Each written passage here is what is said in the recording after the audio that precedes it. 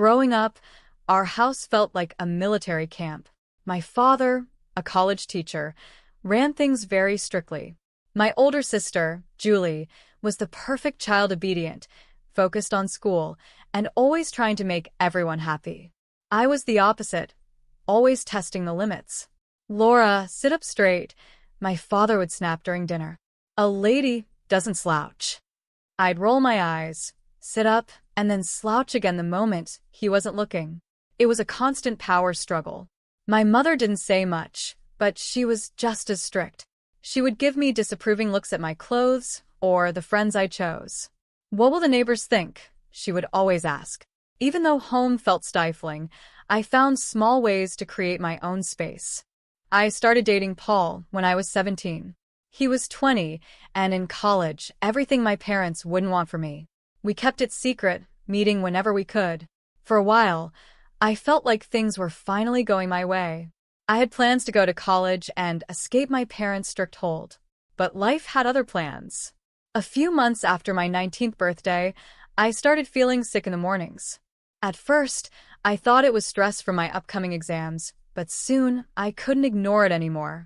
I still remember standing in a small gas station bathroom, holding a plastic pregnancy test in my shaky hands. One pink line appeared. Positive.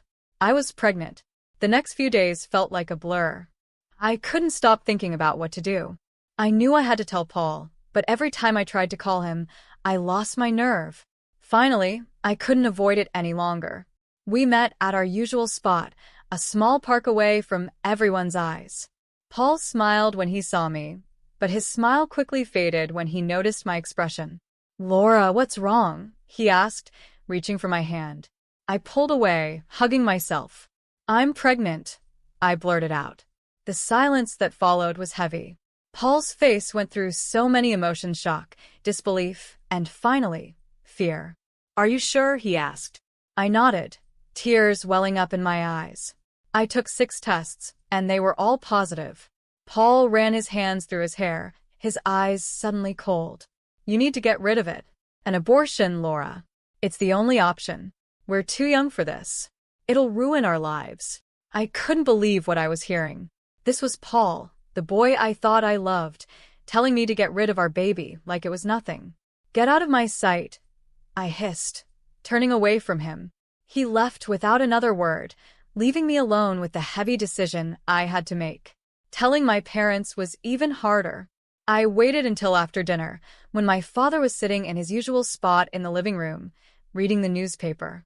My mother was knitting and Julie was there too, standing in the background. "I have something to tell you," I said, my voice shaking. My father lowered the newspaper and looked at me suspiciously. "What is it, Laura?" he asked. I took a deep breath. "I'm pregnant." The reaction was worse than I could have imagined. My father's face turned red as he started yelling about shame and disappointment. My mother burst into tears, crying about what the neighbors would think. Julie just stood there, shocked and disgusted. "You'll get an abortion," my father said once he had calmed down enough to speak clearly. "We'll find a discreet clinic. No one has to know about this mistake." At first, I didn't want to listen, but the pressure from my family was too much. A few days later, I found myself sitting in a doctor's office. My mother and Julie sat beside me like guards. The doctor, a kind woman in her 50s, looked over my charts with a frown. Then she looked up at me, her eyes full of concern.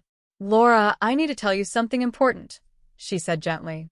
"Because of your medical history, if you have an abortion, there's a high chance you may never be able to have children again." Her words hit me hard. Never be able to have children again?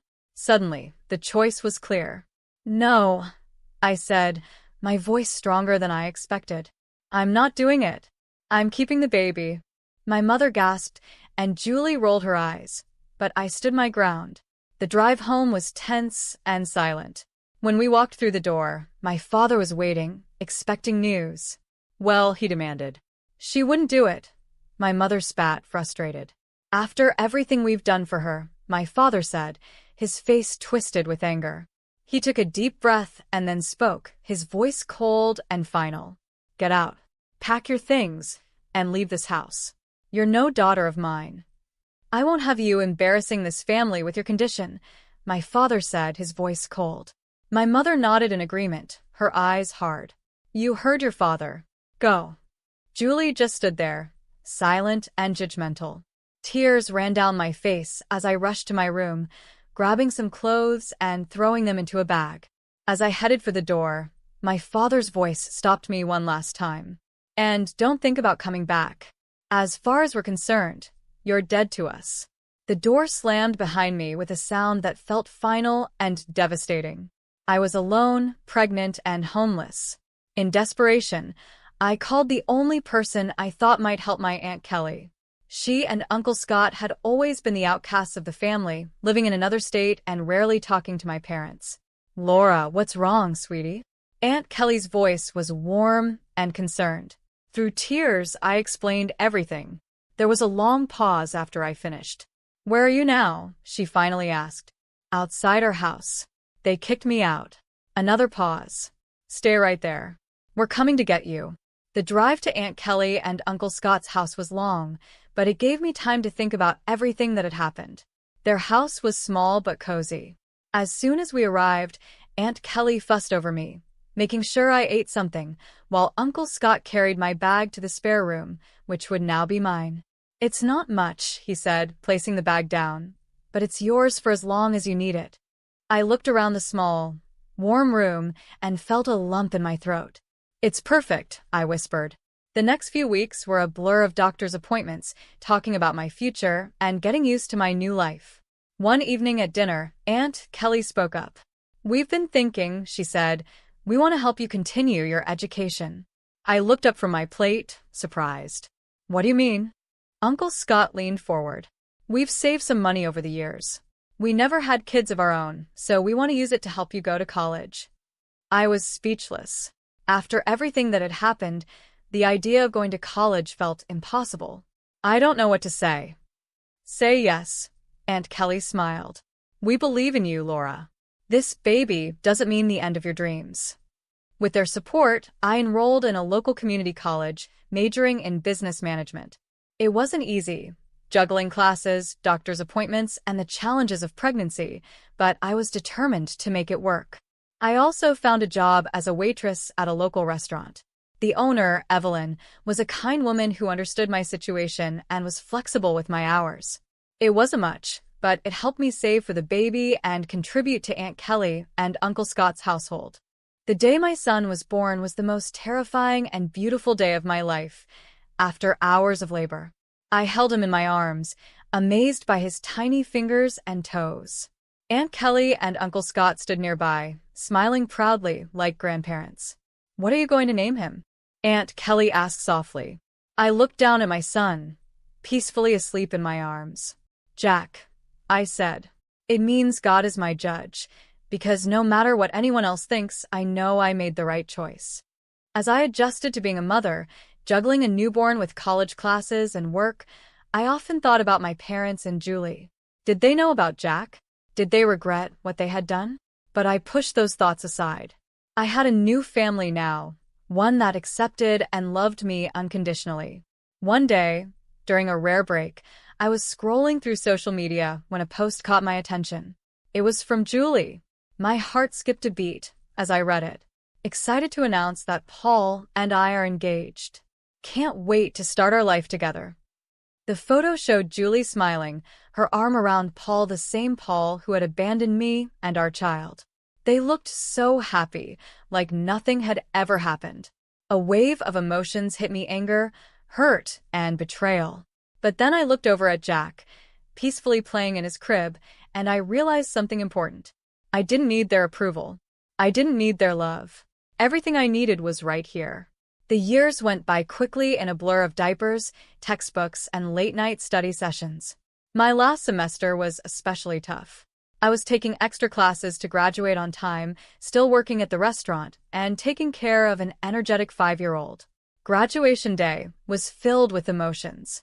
As I stood in line to receive my diploma, I looked into the crowd and saw Aunt Kelly and Uncle Scott, beaming with pride.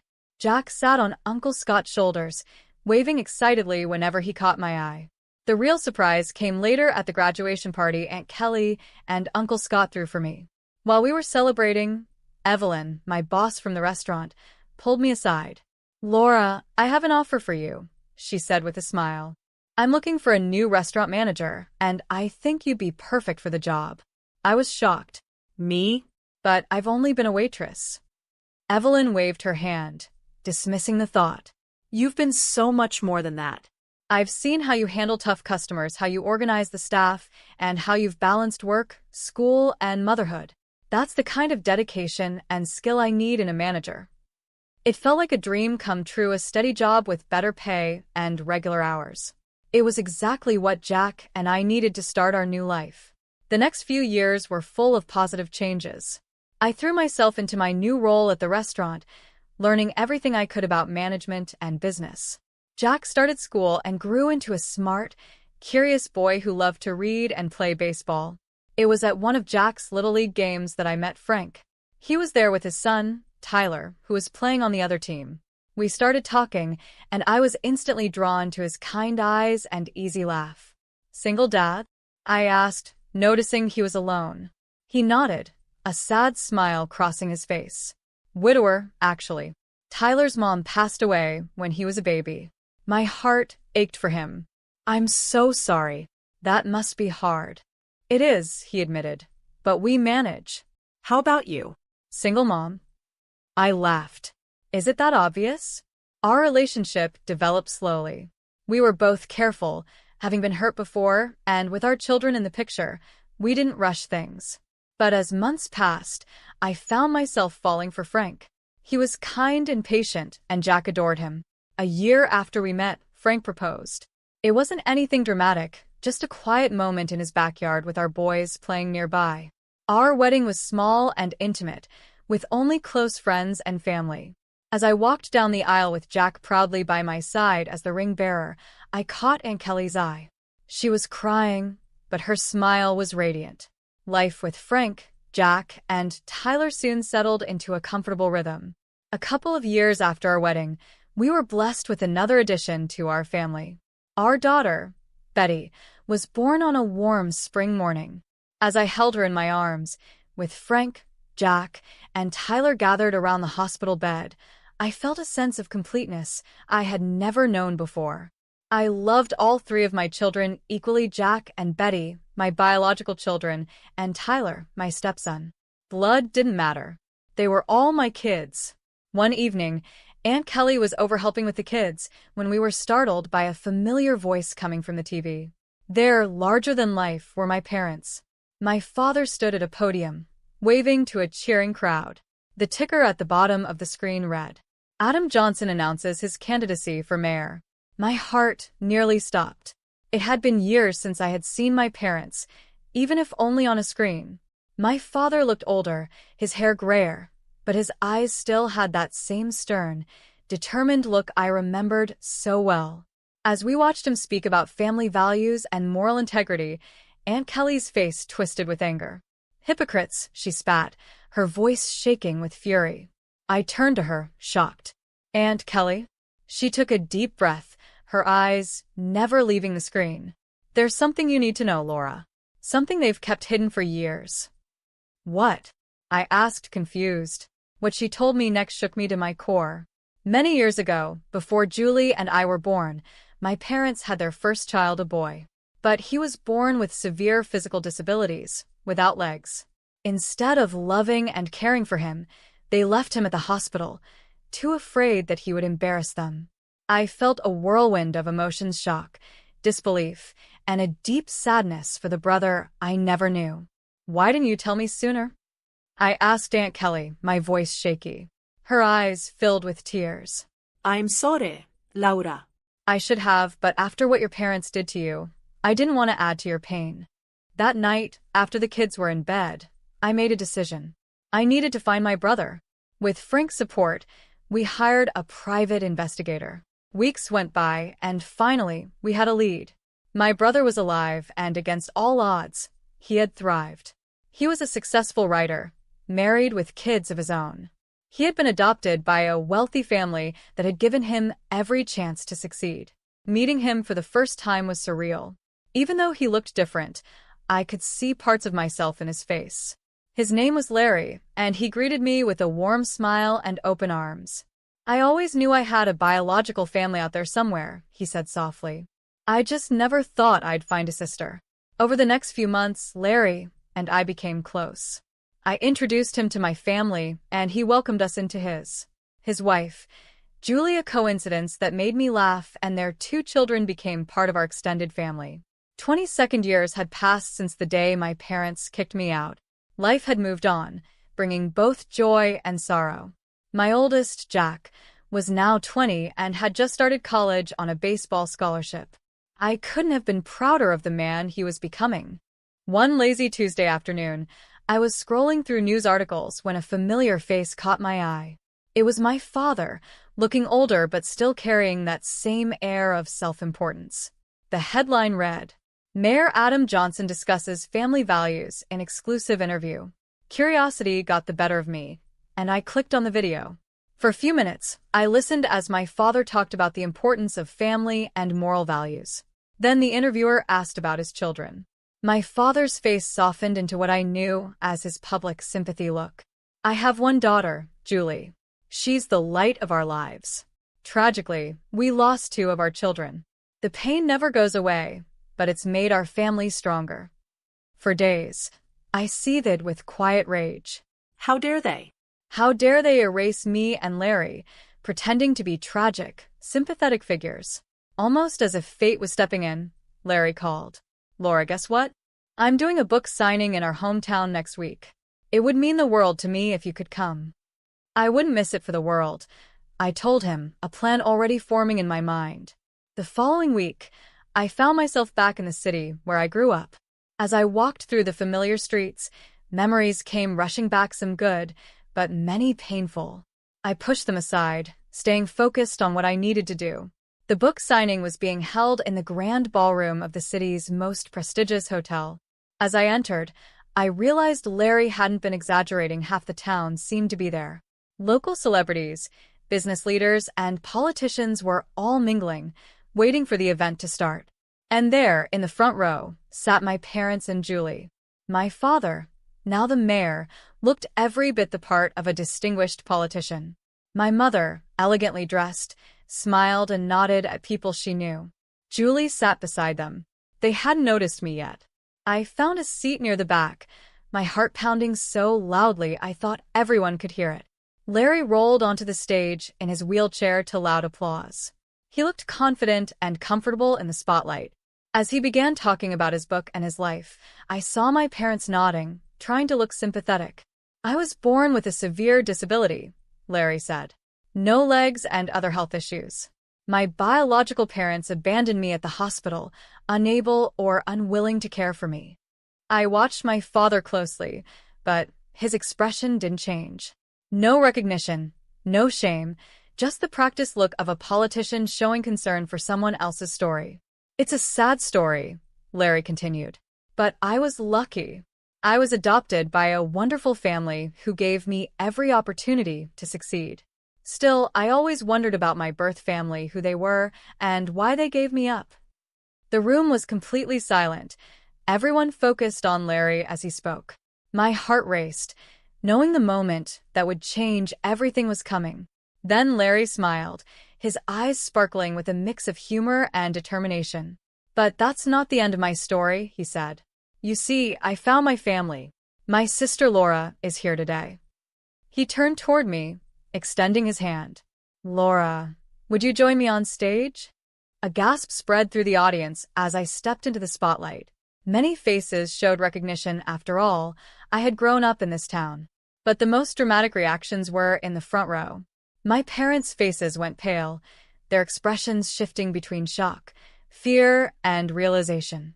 Julie looked like she had seen a ghost. They knew their carefully built image was about to fall apart. My parents stood quickly, clearly planning to make a fast exit, but I wasn't about to let them escape the truth again. Mom, Dad, please stay, I called out.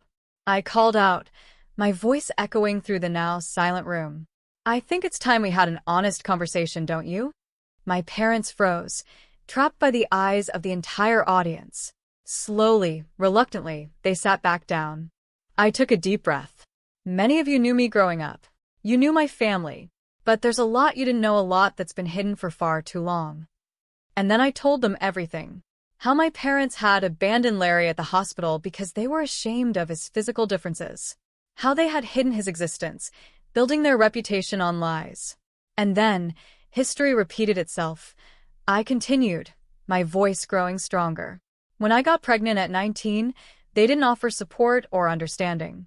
They demanded I have an abortion, even though doctors warned it could leave me infertile.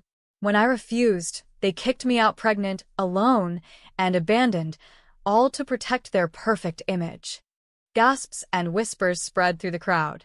I saw people's disgusted looks aimed at my parents, who seemed to shrink in their seats. For years, I've heard them talk about family values and morality. I said, my voice full of emotion.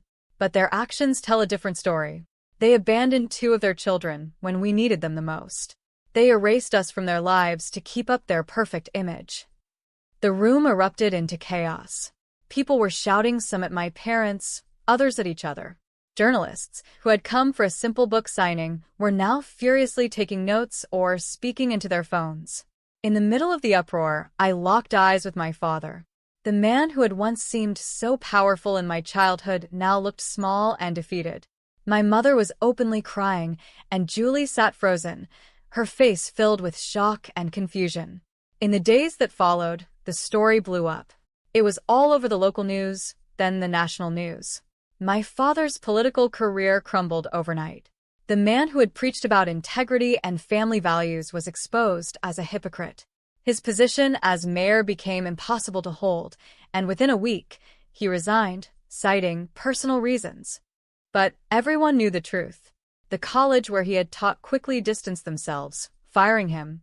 Amidst all the chaos, one thing became clear: my sister Julie made her choice. She stood firmly by our parents, refusing to face the truth.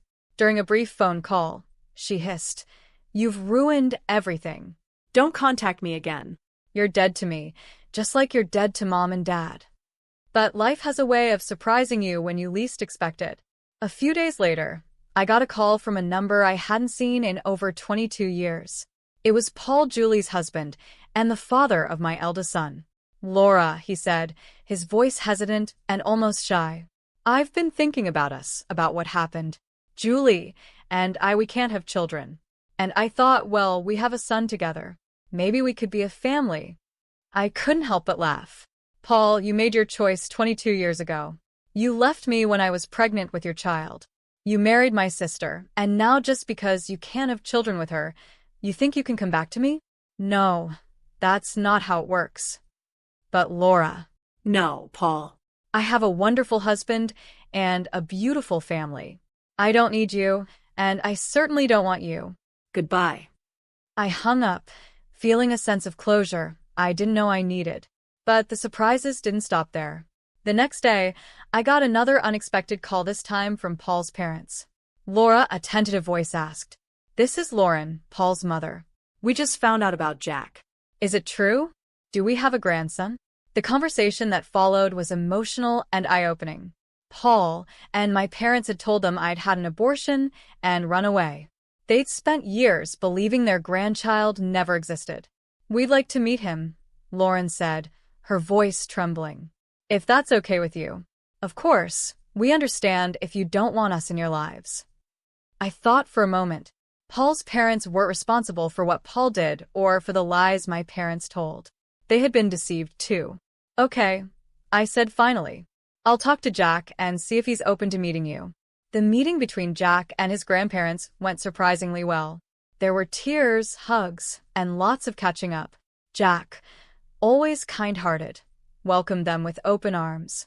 In the months that followed, life settled into a new normal. Larry and his family became a regular part of our lives, filling our home with laughter and love. Aunt Kelly and Uncle Scott doted on all the grandchildren, biological or not. As for my parents and Julie, I only heard bits and pieces about them. They had moved away, trying to escape the scandal. Part of me felt sorry for them, but I knew I had done the right thing